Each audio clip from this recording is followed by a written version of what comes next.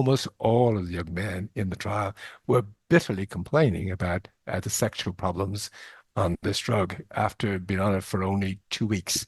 And it was clear from the trial as well that some of these problems kept going for at least a week or two afterwards. We don't know how long they kept going, but after they stopped, they monitored people Hmm. for a few Hmm. weeks afterwards. Okay, can And you these things keep can going. give people just, I want to give people a concrete sense. Let's say someone's on an SSRI for 6 or 12 or 18 months, whatever it is, something in the normal range for how long the average person is on these things. How likely is it that someone's going to experience PSSD? How long does it last on average? And is it reversible? Is it fixable if it doesn't go away? Yeah, first of all, let me um, answer the last question you've asked. It's not actually fixable. Wow. We've got people who have had the problem for 20 or 30 years Wow. after they've stopped. Um, there's a number of people uh, uh, um, uh, who can recover spontaneously, but this seems to be relatively rare.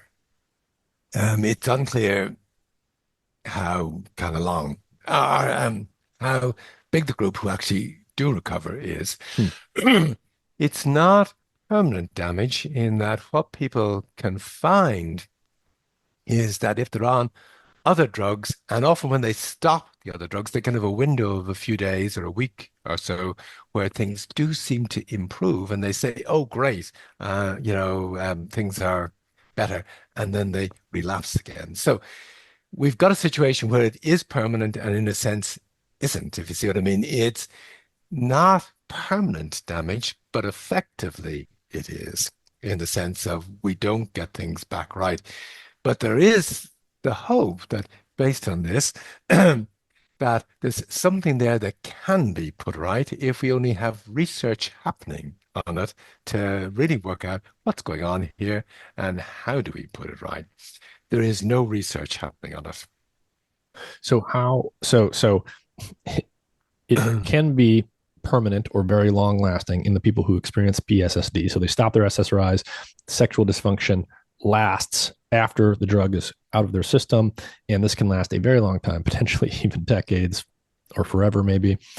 How many people experience PSSD? Is this the majority of people that are on SSRIs long term? Is it 50-50? Is it, a sizable minority? Can you give us a sense for that?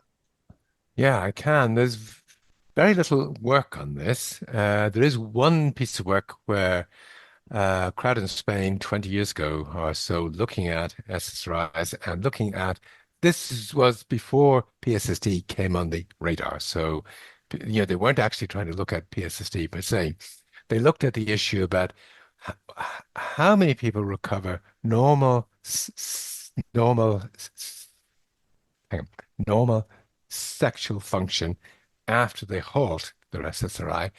And the answer they came up with is, well, roughly 50%. The other 50% don't recover full, um, full, full function of the kind that they had beforehand. Mm-hmm. Whether that was full-blown PSSD or just you don't get all the way back to normal, um, is unclear because they Mm-hmm. didn't have PSSD on the radar for them. One of the complicating factors in all this, of course, is if you're on the drug for 5 or 10 years or whatever, and you've aged, Right. you may start thinking, well, I'm just that bit older, maybe this is the reason That big that older. I've been married all these years. There's the things compound aren't of the way that. that they Yeah. were. Yeah, yeah. But let me just bring out a feeling for how actually profound this can be. I know of 20 people who've gone on to commit suicide because they've got PSSD, and I'm sure there's a lot more than that. In terms of people who have the opposite effect, the PGAD problem, and this is more female than male, women can get Hold so on. You said you have people who distressed. cannot. You met people who cannot climax. What did you say? You know, um, if you look at the opposite problem, people who've got PGAD, that's persistent genital arousal disorder. Mm-hmm. You're having unwelcome and unpleasant orgasms the whole time. When you drive the car, the vibration of the car can trigger an orgasm. Okay. This can be the kind of thing that's terribly uncomfortable from Social from standpoint. yes, you got a lot of people going around the place with frozen bags of peas to sit on. Wow. And you've got a bunch of people who go along to pain clinics and opt for a clitoridectomy Oh, to try and wow. solve the problem. So these are not minor problems. These are terribly serious problems. Okay. And as I say, there is almost no research happening on either PGAD or PSSD.